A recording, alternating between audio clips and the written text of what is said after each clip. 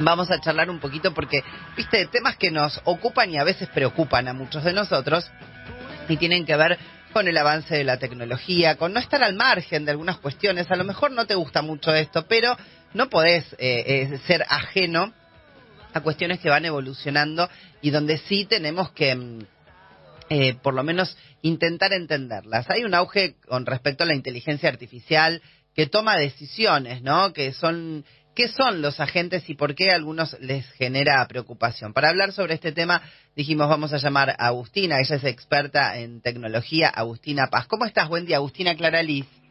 Hola Clara, buenos días, ¿cómo estás? Bien, muy bien, buen domingo para vos y gracias por habernos atendido y bueno, hablar un poquito de este tema que nos viene preocupando a varios desde este hallazgo mundial, podemos decir, que llegó para quedarse, ¿no, Agustina? Sí, tal cual, es como un avance en donde la inteligencia artificial anterior, que ya hace muchos años existe, empezó ahora con la generativa y ahora llegaron los agentes autónomos, pero es como una evolución esperada por la gente que estaba trabajando en estas tecnologías.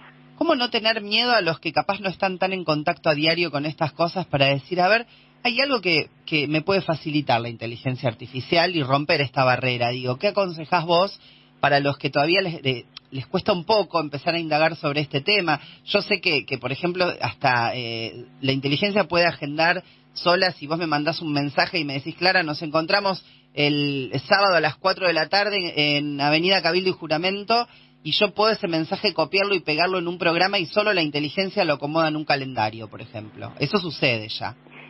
Sí, tal cual. ¿Cómo no tener miedo a esto? ¿Qué aconsejás a los que les cuesta un poquito más, Agustina? Dale, mira, en principio a mí me encanta pensar en la tecnología como facilitadora de procesos. Sí. Quizás remontarnos a cuando antes no existía la electricidad nos alivia un poco porque en realidad la gente probablemente al principio cuando se empezaron a encender las luces, algunos trabajos iban a estar en riesgo, desde los desollinadores que iban por las calles hasta todo aquello que estuviera relacionado con una manera de vivir diferente y por eso a los humanos nos da miedo. Pero la verdad que si pensamos en estos agentes autónomos de la inteligencia artificial, que ahora son capaces de tomar decisiones y realizar tareas sin que nosotros intervengamos, lo más importante va a estar atento a las regulaciones, cuidar que haya siempre un humano en el medio, supervisando que esa inteligencia artificial, que así le decimos, pero en realidad es un modelo de lenguaje, nos ayude en tareas cotidianas que no es que nos reemplaza, sino que básicamente tenemos que hacer menos cosas de tareas cotidianas nosotros de manera personal y lo podemos delegar en una IA. Pero eso no significa que va a reemplazar al humano. Yo no creo que nunca reemplace al humano en la mayor parte de las tareas que no sean repetitivas y que no sean las que decidamos delegar, salvo algunas profesiones muy concretas y específicas que quizás tengan que darle una vuelta a su profesión. ¿Cómo acercarse amablemente al chat GPT? Digo, en verdad, contanos un poco estructuralmente. El chat GPT es una aplicación específica y hay diferentes de inteligencia artificial. Correcto, el ChatGPT es una de las que se llama IA generativa porque no solo repite tareas, sino que tiene la capacidad de dialogar con nosotros, o sea, va aprendiendo. Imagínate que le llenaron un montón de datos, todos los TXT, todos los archivos que tenían disponibles con información que estaba circulando desde la web o en distintos lugares y está alimentado por eso. Entonces lo que hace es predecir lo que va a venir después. Ese es ChatGPT, entonces está preparado también para ser consecuente con nosotros, un poquito obsecuente y contestarnos lo que nosotros estamos esperando. Pero se queda en ese modelo, no puede ir mucho más allá. Y está bueno que así sea, digamos. Vas a sentir cuando estás chateando con un bot de esos tipo ChatGPT que te está contestando empáticamente, pero en realidad solo está respondiendo como un loro, pero muy inteligente, ¿sí? Y después de eso viene la siguiente versión, que es la que nos va a ayudar a automatizar, que es la que vos nombrabas ahora, y que nosotros vamos a poder delegar algunas cosas para que ahí sí el razonamiento va a ir un poquito más allá. Imagínate, bueno, un caso de éxito es una de las empresas de viajes, como Despegar, Sí. Implementaron un bot, pero mucho más inteligente a lo que estábamos acostumbrados.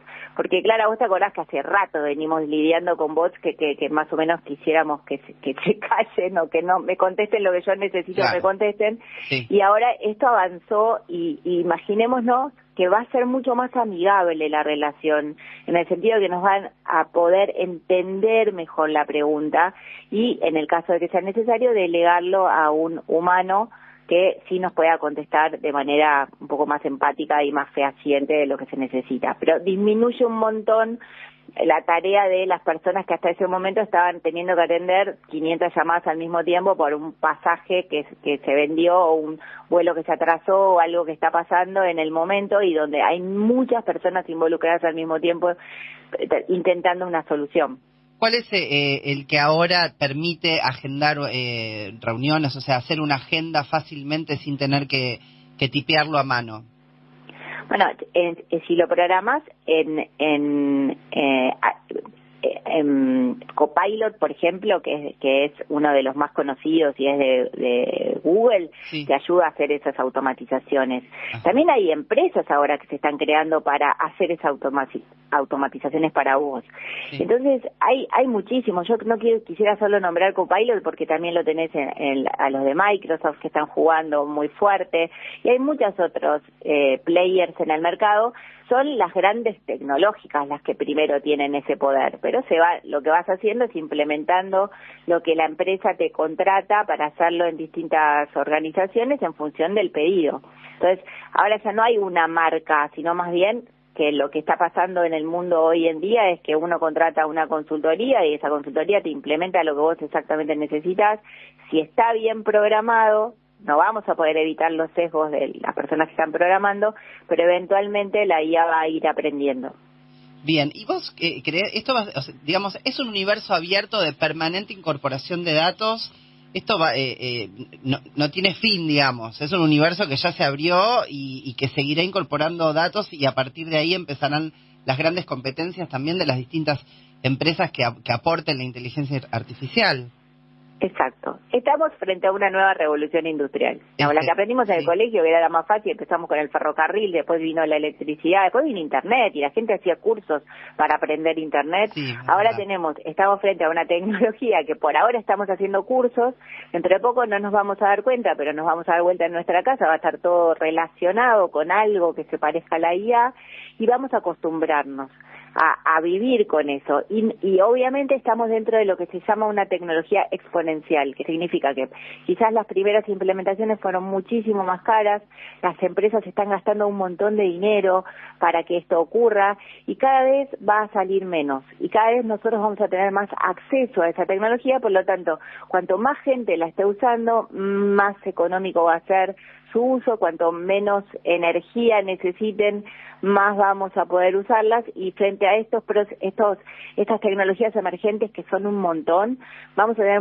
mejoras en medicina, mejoras en biotecnología, mejoras en el campo, un montón de cosas van a pasar buenísimas. En el medio no vamos a poder evitar que esto avance, porque vino para quedarse y para seguir creciendo, y está aprendiendo con los datos que nosotros alimentamos todos los días, incluso chateando con ChatGPT, digamos, o similes. Yo pensaba, te escucho atentamente, digo, hay una preocupación que se me suma, y cómo va a hacer el proceso que me imagino que en algún momento va a revolucionar también la modalidad de educación en las escuelas, en las materias. Digo, la historia va a seguir siendo la historia, eso se seguirá contando, por supuesto, pero digo, en diferentes materias y en el campo educacional va a haber que resetearlos, por decirlo de alguna manera, en algún momento, porque no es lo mismo cuando alguien tenía que acudir a un libro para ver el significado de una palabra, que hoy poder googlear todo y que te caiga directamente, no sé, qué pasó con las invasiones inglesas solamente googleándolo y mirándolo en una pantalla chiquita de un teléfono.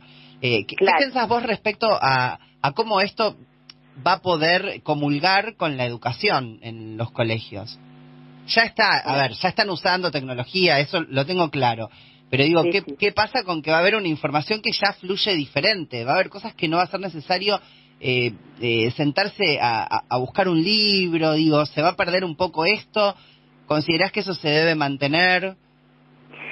Bueno, es una pregunta muy abierta, porque en realidad, y con múltiples respuestas, claro. Porque En el fondo, a mí me encanta hablar de educación, innovación educativa. Para mí es algo que es espectacular pensar que podamos trabajar sobre ese sistema que está preparado para sostenerse, primero que nada, para que venga los chicos con el guardapolvo blanco y que suene el timbre y que hace 250 años es igual porque nos estaban preparando para entrar a las fábricas. Lo voy a decir así reducido, ¿no? No, está muy bien, porque yo te hablo de un miedo a que dejemos de levantar la mirada y de mirarnos a partir de todas estas facilidades. Tal cual.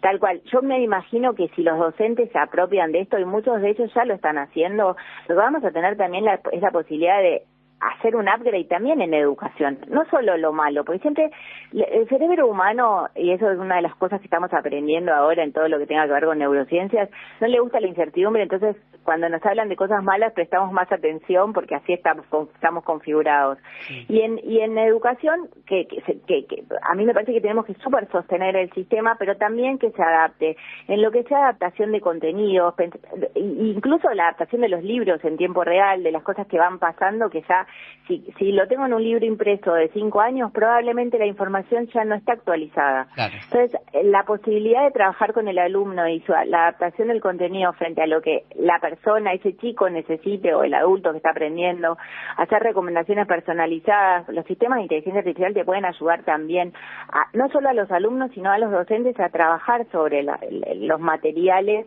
y mejorar el aprendizaje. Hay que ordenarlo esto, por supuesto. Es muy necesario, no sé si tenés algún conocimiento, si esto ya empiezan a aparecer cuestiones de ordenar esto dentro del ámbito jurídico, justamente para que pueda ir evolucionando, que sí siga evolucionando sin generar, sin perjudicar algunas cuestiones, ¿no? También.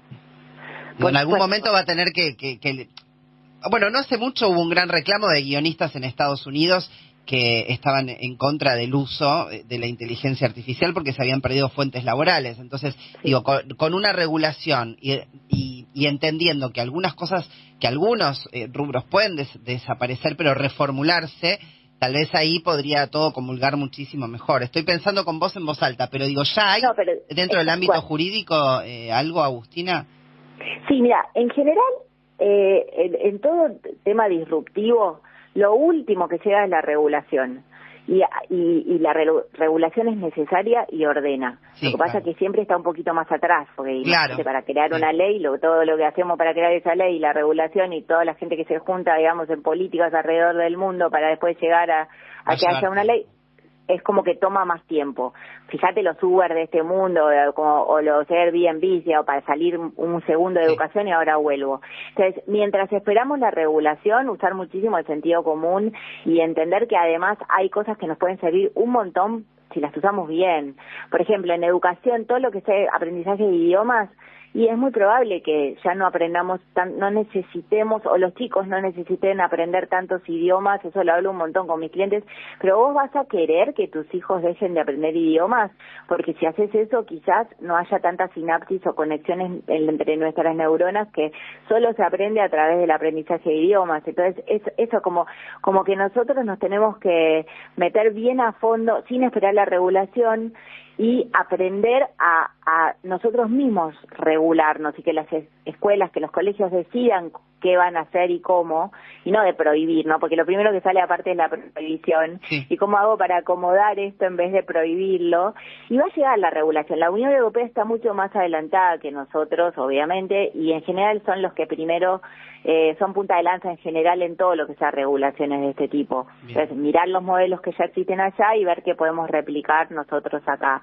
Pero en el medio, digamos, entender que no necesitamos solo las regulaciones y además, en el caso de que empiecen a existir, que sean buenas. Que sean buenas, sí, claro. Que tengan sentido. Que cubran la necesidad de ese momento y que tengan un sentido. ¿Te acordás qué fue lo último que le consultaste o que hiciste con la inteligencia artificial? Sí, yo la uso muchísimo, la verdad que la uso todos los días, pero en inteligencia artificial lo que estoy haciendo ahora es tener ideas para escribir en algún momento un libro.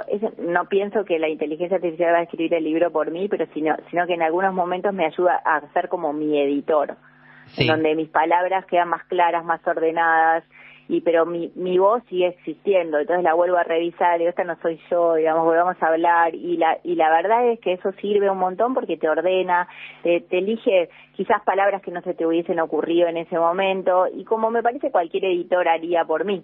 Bien, enriquece, estás usándola esfuerzo para enriquecer un poco el texto y que se vaya armando. Está Exacto. bueno. ¿Te gusta más el diálogo y escuchar una voz o en texto?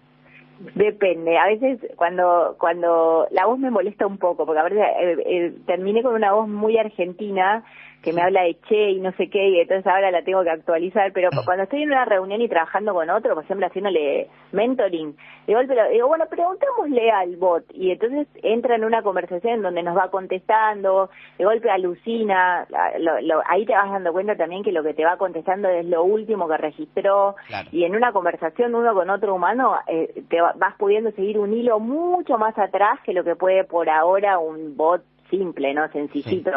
Un GPT. Bien, entiendo. Bueno, Agustina, es un tema muy extenso, da para hablar mucho tiempo más. Conoces mucho del tema y te agradezco que nos hayas transmitido y hayas compartido con nosotros tu interés y tu conocimiento por esto. Muchas gracias por habernos por favor. atendido. Gracias a vos, buen domingo. Buen domingo para vos. Era Agustina Paz, experta en tecnología, y estuvimos charlando un poco sobre las decisiones y los miedos, las preocupaciones que puede generar, pero también, por supuesto, sobre animarse a evolucionar junto con estas nuevas tecnologías.